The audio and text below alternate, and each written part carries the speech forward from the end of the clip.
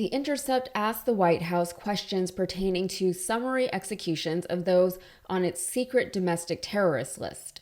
The White House responded to the Intercept but did not acknowledge the execution questions at all. Since September, the U.S. military, led by President Trump and Defense Secretary Pete Hegseth, carried out 22 known attacks in the Caribbean and Eastern Pacific, killing at least 87 civilians, again, that we know of. All of this is part of the Trump agenda. As president, he has created a secret list of domestic terrorist organizations, which are only terrorists if Trump and his government feel like they are, and all of this was done under NSPM 7, or the National Security Presidential Memorandum. So now the question is, are the people and groups on the secret and poorly defined list subject to summary executions like members of other designated terrorist organizations are? That is the question that the White House refuses to answer, and this is happening as the Trump administration continues to carry out unsanctioned attacks against civilians in the Caribbean and Pacific. And just to drive home the point that we are being led by an insane group of people, for one, Trump is calling for his political opponents to be imprisoned and executed more than usual, and recently an FBI leader was questioned about Antifa, which the Trump administration has targeted and declared to be a terrorist organization despite hardly being an organization at all.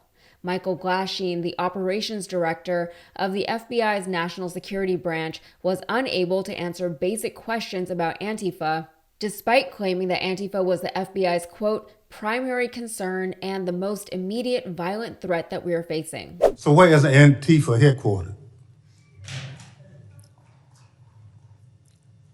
What we're doing right now with the organization. Where in the United States does Antifa exist? If it's a terrorist organization, and you've identified it as number one. We are building out the infrastructure right now. So what does that mean? Seems like a pretty straightforward question that he was wholly unable to answer. Building out infrastructure, I don't know how he thought that was an acceptable response, but it did get worse. You say Antifa is a terrorist organization. Tell us as a committee, how did you come to that? Where do they exist? How many members do they have in the United States as of right now? Well, that's very fluid. It's ongoing for us to understand that. The same, no different than Al Qaeda and ISIS. No, I don't want you. I'll ask one question, sir.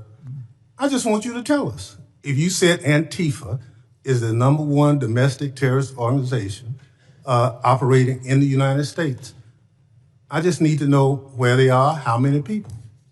I don't want a name. I don't want anything like that. Just how many people have you identified with the FBI that Antifa is made of? Well, the investigations are active. Sir, you wouldn't come to this committee and say something you can't prove. I know. I know you wouldn't do that. But you did. He can't define Antifa because it's not a defined organization. It's an ideology and a moniker that's been around for decades, used in various parts of the world, not just here in the United States, amongst people who were fighting fascism. But when the U.S. government decided to target this nebulous Antifa and designate it as a terrorist organization, people, including us here at TYT, said at the time that this was going to be used as an excuse for them to target people who are just outspoken and active in opposition against the government, specifically against the Trump administration.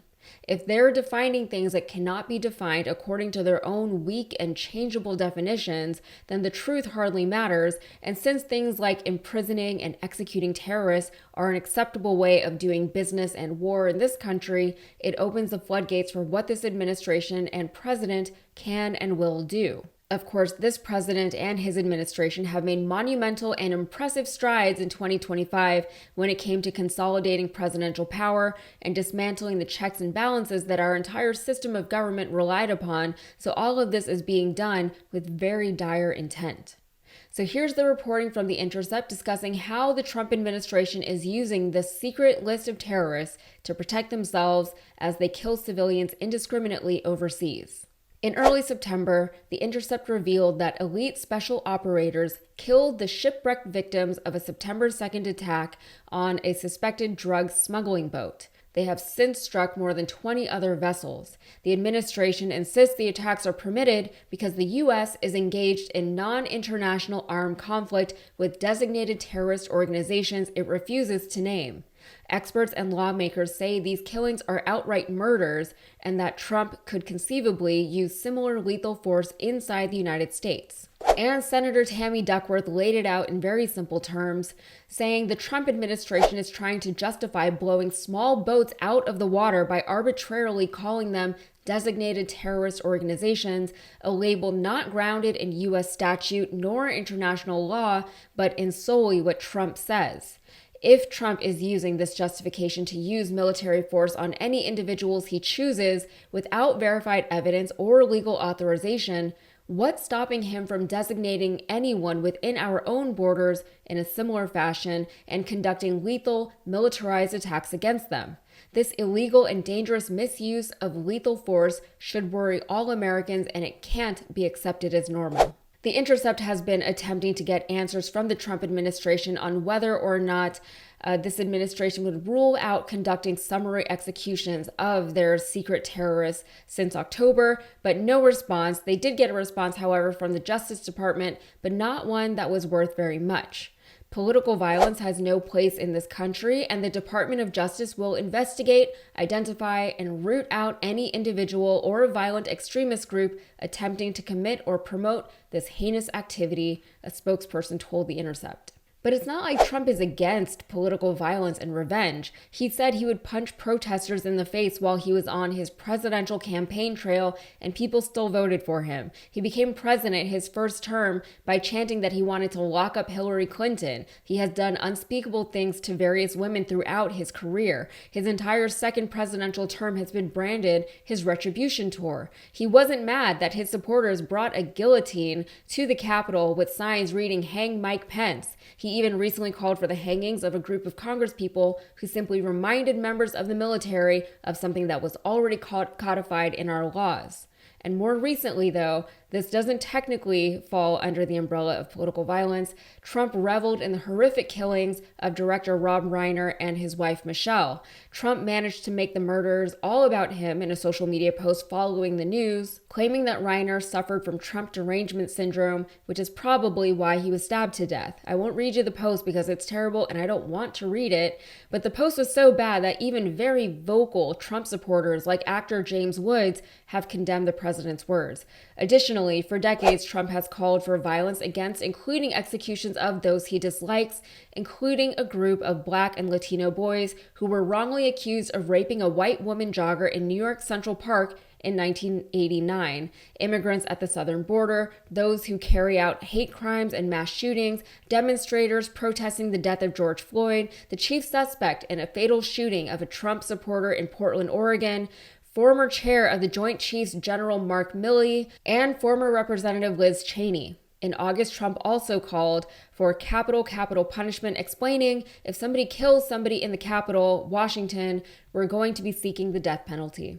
So as this man continues to deteriorate mentally and physically in front of our very eyes, he is still the man that so many people are not only taking orders from, but gleefully and willingly supporting and defending. And that is the part that bothers me these days, not Trump himself. Trump is a terrible old man who doesn't know what's real and what isn't anymore. But the people who continue to support him and defend him throughout all of this, the ones who are giving this terrible old man all of this power and authority and reverence and relevance, they are much harder to forgive these days, because without them, Trump would be powerless, just like the days when he was just a grumpy old celebrity complaining on Twitter. But no, instead of being at home in his bed, which is clearly where he would rather be these days, Trump is still running our entire country, bullying the international economy, and killing civilians. It is time to move on from him. It is long overdue. All right, that's it for me. If you got anything out of this, please like the video and subscribe to the channel for more. Thanks.